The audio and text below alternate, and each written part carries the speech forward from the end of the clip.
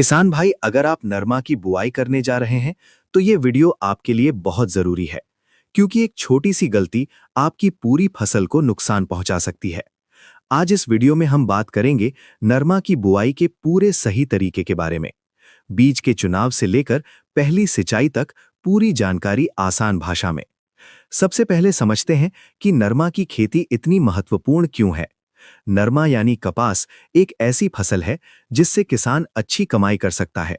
अगर सही तरीके से इसकी बुआई और देखभाल की जाए तो 1 बीघा में भी अच्छा उत्पादन लिया जा सकता है। लेकिन अगर शुरुआत में ही गलती हो जाए तो बाद में सुधार करना मुश्किल हो जाता है। अब बात करते हैं बीज के चुनाव की। किसान भाई, बीज ही पूरी फसल की नींव होता है। अगर आपने गलत बीज चुन लिया तो आपकी आधी मेहनत वहीं खत्म हो जाएगी। हमेशा सर्टिफाइड और अच्छा हाइब्रिड बीज ही खरीदें। सस्ते या बिना कंपनी वाले बीज से बचें, क्योंकि उनमें अंकुरण कम होता है और उत्पादन भी कम मिलता है। 1 बीघा के लिए आमतौर पर 1 से 1.5 किलो बीज पर्याप्त होता है, लेकिन ये किस्म पर भी निर्भर करता है। इसलिए बीज खरीदते समय उसकी जानकारी जरूर लें। अब बात करते हैं खेत की तैयारी की। नरमा की अच्छी फसल के लिए जमीन का भुरभुरा होना बहुत जरूरी है। इसके लिए 2 से 3 बार अच्छी जुताई करें और खेत को समतल बनाएं। अगर खेत में पुरानी फसल के अवशेष हैं तो उन्हें हटा दें और कोशिश करें कि मिट्टी में हल्की नमी बनी रहे। नरमा की बुआई का सही समय भी बहुत महत्वपूर्ण होता है।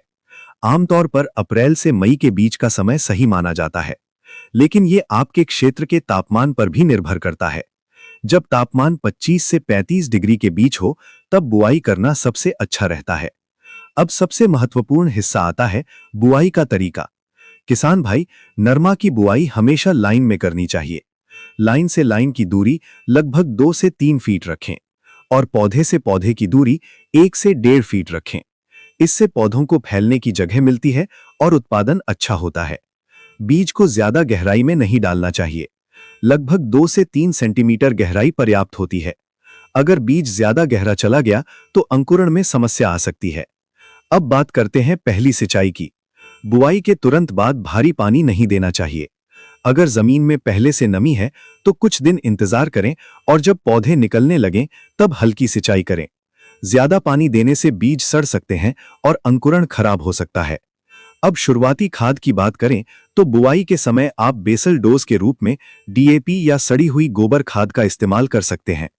इससे पौधों की शुरुआती ग्रोथ अच्छी होती है और जड़ें मजबूत बनती हैं। अब बात करते हैं उन गलतियों की जो किसान अक्सर कर देते हैं और जिससे पूरी फसल पर असर पड़ता है। पहली गलती है गलत बीज का चुनाव। दूसरी गलती है ज्यादा पानी देना।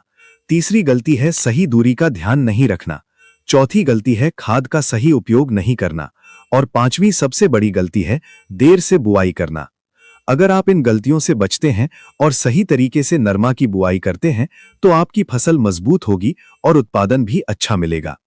किसान भाई, खेती में सफलता की शुरुआत सही जानकारी से होती है।